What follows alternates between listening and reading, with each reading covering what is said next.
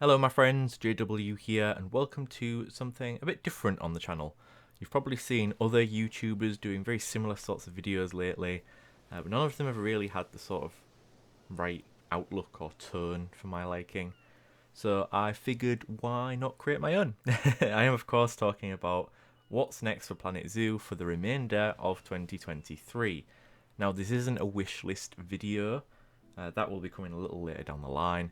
Instead, this video will look at what we know, and from there we can take some educated guesses and then sprinkle some ideas and a little bit of speculation on top of that. So without any further delay, let's get stuck in. So after the Arid pack was released on the 6th of July, we also had 3 new folders that were added to the game at the same time, but there's nothing in them. So content 14 is the Arid Animal Pack, but we've also now got content 15, content 16, and content Anniversary 3. So, content 15 would be the Autumn DLC, which is probably due out sort of October time. Content 16 would be the Winter DLC, which is more likely than not going to come out in December, because we usually get a DLC in December in any instance. And then the anniversary update will of course be November, around the time of the game's release, which I think was the 4th or the 5th of November, something like that. So we'll get another anniversary update there. But what could it be? So given the previous release windows, let's take October, November and December as what we're dealing with. So with that in mind, the DLCs so far, we've had 9 scenery packs from the start of the game to now, and 5 animal packs. Because of this, I would expect the next pack to be another animal pack, because there isn't much left in terms of building themes that could be added, at least off the top of my head anyway. Plus the 9-to-5 ratio is very unequal, so it's only fair that we get another animal pack or 2 to bring that gap a little bit closer together. As for the anniversary updates, we've had 2 free animals so far and 1 shop, and there are of course 3 animals in the deluxe upgrade as well. I'd expect something similar. But what can we expect given what we've already had this year? So far, this year's DLC seems to be themed on climate. So we started things off with the tropical pack, and then we went to the arid animal pack. So we've had tropical and arid. So here's what I think is likely we're going to be getting for the next 2 DLCs. I think in October we will get a temperate DLC, and it will be an animal pack, or a completely new theme will start, but it will still be an animal pack. And then in December, I think we'll be getting a Highland pack, which combines Alpine, Tundra, Taiga and Steppe, and that one will be a scenery pack that will include Himalayan and South American sort of bits and bobs. We have already got a South American build set, but this will add on to that. And then the Himalayan will be another style of building within the Asian theme. And then of course, we could get a brand new theme starting. This could be birds or something aquatic, or it could be return to the continental packs like Europe, Africa, South America, something like that. If we are to get a temperate pack, however, here is what I think we'll be getting. So for me, this is sort of an ideal temperate animal pack. And when I say ideal, I don't necessarily mean it's ideal for me. I just think it's ideal sort of in general. There's something in here for everyone. So we've got the Tasmanian Devil, the Eastern Quoll, of course. The Patagonian Mara, the Sloth Bear or the American Bear, the Collared Peccary or the European Wild Boar, the Southern Poodoo, the European red squirrel or the American red squirrel, and the chipmunk as the walk-through exhibit animal. So, for the temperate pack then, the Tasmanian devil is pretty high on a lot of people's list, despite it not being that common in zoos and wildlife parks outside of Australia. They are, however, undoubtedly an iconic Australian mammal and a small carnivore, something that is fairly underrepresented in Planet Zoo. If, however, Frontier decide to save the Tasmanian devil for another DLC, then the eastern quoll or even the tiger quoll would probably make a good substitute. I'm slightly more biased towards the eastern quoll because I have them in Dunswell Zoo, so I've done lots of research on them. But in terms of sizing, the tiger quoll is probably closer to the size of the Tasmanian devil than the eastern quoll is. But I've also chosen the eastern quoll here because it's smaller than the Tasmanian devil, but has two colour morphs. So it would be a great opportunity for Frontier to add some smaller enrichment to the game that the quolls, the meerkats, the fennec foxes, the sandcats, the black-tailed prairie dogs, all the smaller animals can use. Because it's a bit weird seeing them play with big enrichment pieces. I think so anyway. So next would be the Patagonian Mara. It's actually one of my favourites, this one.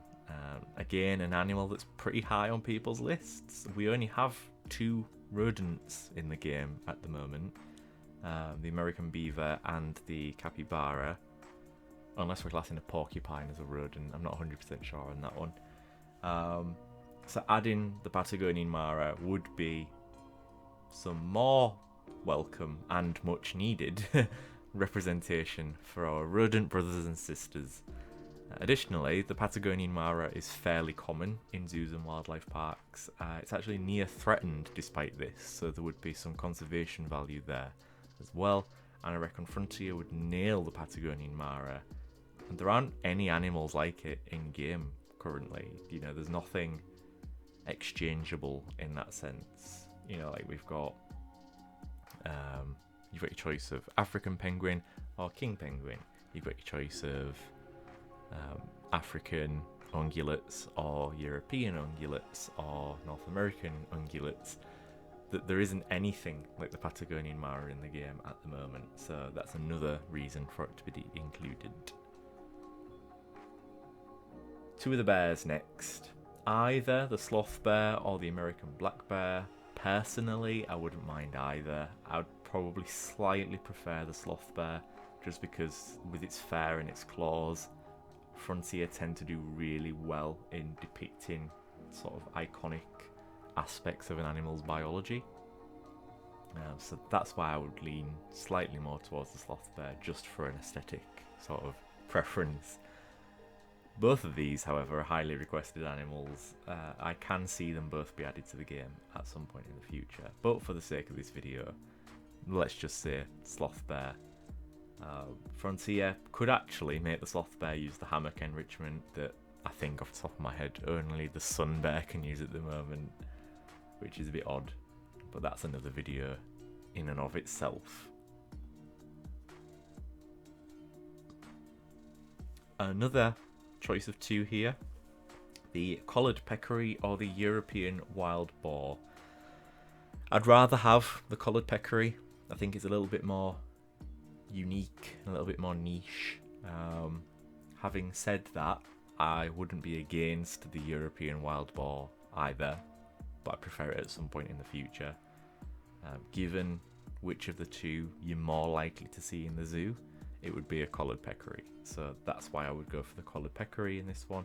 It's a nice little piggy for the Americas and something else to flesh out the diversity of this pack. Another one of my favourites now, the southern poodoo. I've included this one for a number of reasons. Firstly, it's such a unique animal to be in the game. It's one of the smallest species of deer. It would also be the first deer from South America in the game, and probably until we get some other deers, it would be the smallest deer in the game as well. So there's 3, like right off the bat. Secondly, at least in the UK, southern poodoos are fairly common in captivity. Something like 40 to 50% of all collections have southern poodoo. Of course, the numbers are a bit iffy because they don't account for private collections and things like that, but it's fairly common. I've never actually seen one in person, despite going to a zoo that has them. They're so shy and so reclusive, and the zoo that I went to doesn't have the best viewing for the southern poodoo. The welfare is absolutely prioritised, and that's the right thing, but I'd like to actually see the animal. So this would be an obvious inclusion to include in the game. You know, it's a shy, small deer from South America. Building for this animal would be a challenge, and I think that's what we want in the game. We want to be challenged rather than just have animals that cope well with open enclosures, things like that. The third reason, the southern poodoo is high on the meta wish list. Although I haven't based these pack predictions on the meta wish list, it is nice to see that there is some correlation between what I hope we get and what other players are asking for. And then lastly, I would just love for this animal to be in the game. They're just so cute, aren't they? I mean, how could you not? So next, a rather odd inclusion, but allow me to explain. Another new species to the game would be the squirrel. In this instance, because it's temperate pack, I would like either the European red squirrel or the American red squirrel, with my preference firmly being with the European red squirrel. Squirrels of all species are fairly common in zoos and wildlife parks across the globe, but the European red squirrel is slowly beginning to appear in more and more zoos and wildlife parks across the UK. This is because red squirrels aren't doing well in the wild in the UK. Historically, this has primarily been due to invasive American grey squirrels, but nowadays, habitat loss impacts them greatly too. Until the grey squirrel numbers can be controlled and habitats can be protected, restored and created, the future of the red squirrel in the United Kingdom depends on captive breeding populations, and zoos and wildlife parks are stepping up to the mark and starting to do their part in that. It's a working conservation story, and adding that animal to the game can raise further awareness about the plight of the red squirrel, and having any squirrel in the game would give modders new models, rigs and animations to work with. I would rather have the European red squirrel done by Frontier, and then the modders could bring other squirrel species to the game. It's also worth pointing out that I would probably only be happy if the squirrels were habitat animals, not walk-through exhibit animals. Just because that's how I've seen squirrels. They choose where they want to go, up a tree, in a hidey hole, that sort of thing. They're very active animals, so they do need a fair amount of space and climbing enrichment. I just think the walk-through exhibit is too restricting for a squirrel. That's my opinion on the situation anyway. However, when it comes to walk-through exhibits, chipmunks.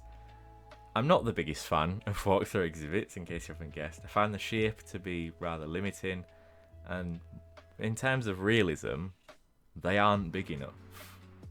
Particularly when you put bats in them, you can see how small the walk-through exhibits are. I've never ever been to a zoo or a wildlife park that has like a walk-through aviary or a walk-through bat cave, and it's that small. So I think they need to be bigger, personally. That said, I have been in a sort of walk-through chipmunk habitat many years ago. It was essentially a rectangular box like the walk-through exhibits currently are. And I do remember quite enjoying it. The chipmunks are sort of the ideal candidate for the walk-through exhibits. They're active, they can climb, they're small, they breed easily, you can have a fair amount of them. It'd be the opposite of the sloths, essentially. Whereas the sloths move really slowly, the chipmunks would bounce everywhere and there'd be a lot of movement to draw the eye, both at ground level and above the guests' heads. The chipmunk would be a nice bit of representation for North America too, and it breaks away from the butterflies and bats, which would be an easy pick for the temperate climates.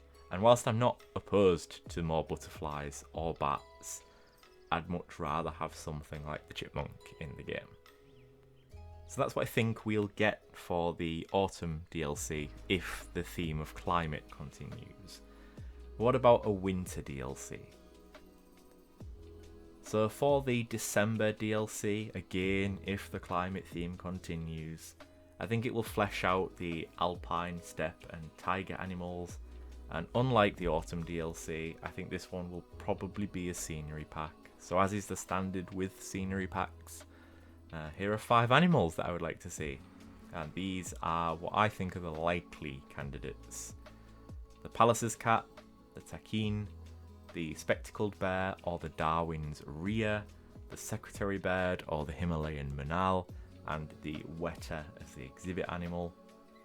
And in addition to those 5 animals, because it is a scenery pack, we could get some Himalayan architecture and some South American architecture part 2, because we already have some South American architecture courtesy of the South American pack. So Pallas's cat then, an animal that I know lots of people want, but I would like this animal for a very different reason. The habitat of the Pallas's cat is very unique compared to other cats. Their habitat would stand out compared to the other habitats that you would be building. It would draw the eye. Furthermore, Pallas cats have the densest fur of any cat on the planet, which is definitely an educational draw, as well as being impressive, because, you know, it's quite a small cat when you think about it, and for it to have the densest fur of any cat on the planet. And that's quite the accolade. Another reason for adding the Pallas cats is their vocalizations and expressions. Pallas cats are often seen to be grumpy looking, and they communicate through what I can only describe as chirps and stunted meows. And Frontier would probably nail the Pallas cats' looks, expressions and communication. And I'm sure that they and their Himalayan habitat very much fits the alpine, tiger and steppe theme, the highland if you like, that this DLC could well have. Next on the list is the takin, and in all honesty, I am genuinely not too fussed about this one.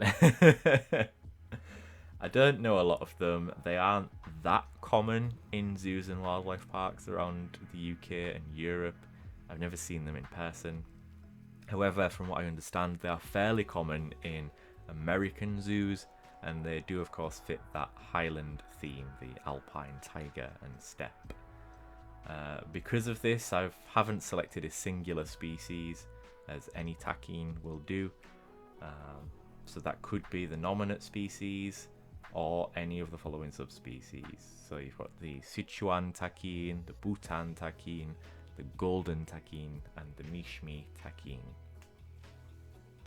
Any takin will do.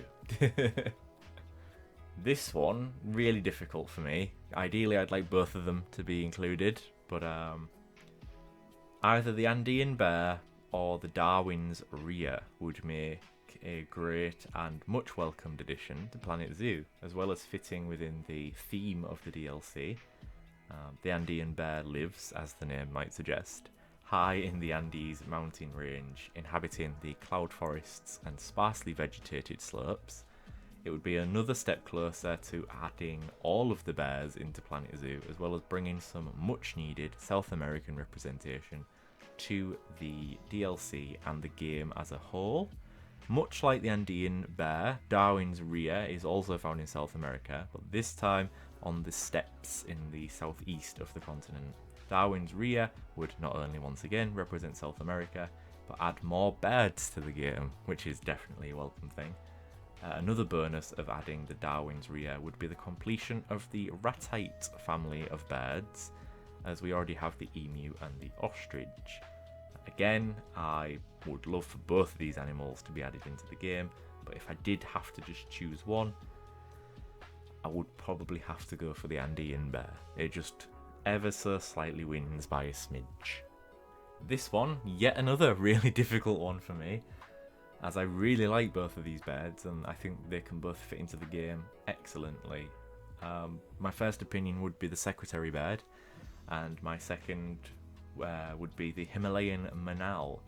Secretary birds look and behave amazingly. They are such unique birds. They strike at snakes with their feet before eating them, as well as having long legs for what's, relatively speaking, quite an average body size for a bird. It's all topped with that iconic grey beak, that orange and yellow sort of eye mask, and then that feathery headdress. Although this animal wouldn't fit in an exclusively alpine or taiga DLC, it would definitely fit in a highland DLC, as it lives in steppes. Or if we just get a outright steppe DLC, it would fit there as well. Whilst we often think of secretary birds as stalking the dry grasslands of the savannah, that is true, they are often also regularly found in steppe grasslands, especially when breeding.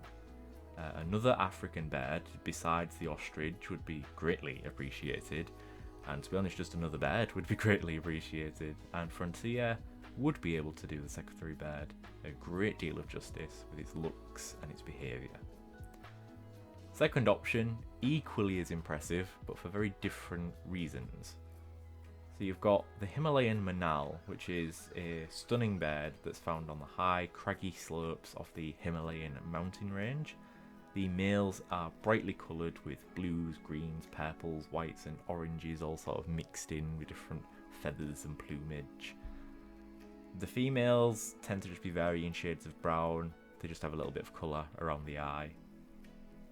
These birds would provide an eye-catching alternative to the Indian peafowl, whilst also raising awareness to the threats that they face in the wild, both from humans and climate change / global warming. Though I guess climate change and global warming are caused by humans, so just threats from humans covers all bases. Anyway, I digress. Himalayan manals are fairly common in zoos and wildlife parks, and building for these animals in game would be a real treat. Like with the secretary bird, Frontier could really nail the iconic look of this animal, and I think there's definitely room in the roster for this bird, either in this DLC or a potential future DLC. If I had to pick one just for this DLC, it'd be the secretary bird. I want the secretary bird more than the Himalayan manal. So the last animal rather in this pack is an exhibit animal that the educators can handle, and it's the weta. Native to New Zealand, the weta is a whopping great big dirty member of the grasshopper and locust families. I've chosen the weta because they're found in alpine and steppe habitats in New Zealand, so they fit the theme of the DLC. It would also be our first New Zealand animal, an icon of New Zealand at that. The weta is to the insects of New Zealand what the kiwi and the kakapo are to the birds of New Zealand. It's an iconic species. We also don't have any grasshoppers or locusts in the game, so it would be the first for that family too. So that's the animals of this DLC done, but of course if it's a scenery pack we'll be getting building pieces, decorations and themes. So for this, because the architecture of alpine, taiga and steppe locations are so few and far between, I figured Frontier would probably give us two themes similar to the aquatic pack and the twilight pack. The first theme would be the larger of the two, and that would be the Himalayan architecture theme. Think walls and windows hewn from rough stone, weather-worn shingle roofs and finishing touches that are inspired by Buddhist and Tibetan cultures. These pieces would complement the tropical pack and the Asian themes already in the base game. Meanwhile, the second and smaller theme would help to flesh out the South American build set with smaller bricks, taller and thinner pieces such as columns and 1x4 meter panels, and stone brick roofs. These two sets would also work well with each other, and some of the pieces could feature elements similar to the tropical pack, where there's three colour values available. You've got your brick colour, your mortar or your grout colour, and a grunge colour. Flags, yurts and prayer wheels could make up some of the prop pieces available, as could Tibetan farm fences. There's plenty of opportunity there, and I'm sure if a pack like this is on the way, then Frontier will deliver on something very similar to this. Not forgetting, of course, the 4th anniversary update. In the 2nd anniversary update, we received the black and white ruffed lemur and a new shop in the form of Bernie's Bakes. And in the 3rd anniversary update, we received some animal balloons for guests to purchase in our zoos, and a new habitat animal in the form of the red deer. So this time around, based on what we've had in the past 2 anniversary updates, I think we'll get another new habitat animal, a new shop or a brand new facility, and some additional in-game features. Since all of the new anniversary animals so far have been clones, i.e. another lemur, another deer, I think we can expect that the clone will continue this year. I would quite like the Sumatran orangutan. Bornean orangutans have been in the game since launch, and whilst I don't think we're done with them yet, fingers crossed for brachiation, I would like the Sumatran orangutan to go opposite the Bornean orangutan, simply because these 2 species are the most commonly kept in captivity. The other species of orangutan, not so much. Because of that, I think that warrants their inclusion, as does the conservation status. But the Sumatran orangutan could use the same sounds and animations as the Bornean orangutan, with just a slightly edited model and a new texture. And given Frontier's animal quality of late, I definitely think now is a good time as any to create the Sumatran orangutan. If we weren't to get the Sumatran orangutan, I think the Asiatic lion would be an easy choice, or the Wisent, or the European bison, if you're so inclined. This has a burgeoning story here in the UK. It provides an alternative choice to the bulkier American bison. And as for the new shop, building or facility, I've got 2 here that I think would work well in Planet Zoo, and 1 that would require some changes across the board to make it work. The second choice would be Tiki Cheeky, which is a food shop from Planet Coaster that hasn't yet made it into Planet Zoo. My third choice would be First Aid Stations, something else from Planet Coaster that didn't make the cut for Planet Zoo, but that's because they haven't been needed, and the inclusion of a first aid station would require some form of guest injury system, which would likely be from animals, either escaped animals or walk-through habitats. Of course, this would require changes to all animals in the guest system, which I think is unlikely for a small, free update, and in any instance, I'm not even really a fan of this option, though it was in Planet Coaster. I have kept it as an option here. By far, my first choice would be a hotel system. This would allow guests to stay at your zoo longer and earn some extra income depending on the location and design of the hotel. This would work exactly as it does in Planet Coaster, but with a scenery rating to improve the guests' stay. More and more zoos and wildlife parks are building on-site accommodation for guests as part of the guest experience and to bring in more revenue. This is a more likely option for Frontier to include if we are going to get a new building or a facility as part of the 4th anniversary update. Lastly, the in-game feature this time round. I'd like to see some new hats for Hats Fantastic. I don't mean those stupid animal hats. I instead mean hats that have like the Planet Zoo logo on them, like woolly hats, caps, sun hats, berets, bucket hats, things like that. Something nice and simple, just an added extra touch. And you can turn all the other hats off if you so wished. Just have your zoo sell those ones, rather than the stupid animal hats. So that's been what I think is likely for the rest of 2023. Of course, I could be completely wrong, and the next 2 packs could be absolutely different. But based on what we've already had for half the year, I would expect that the other half will follow suit.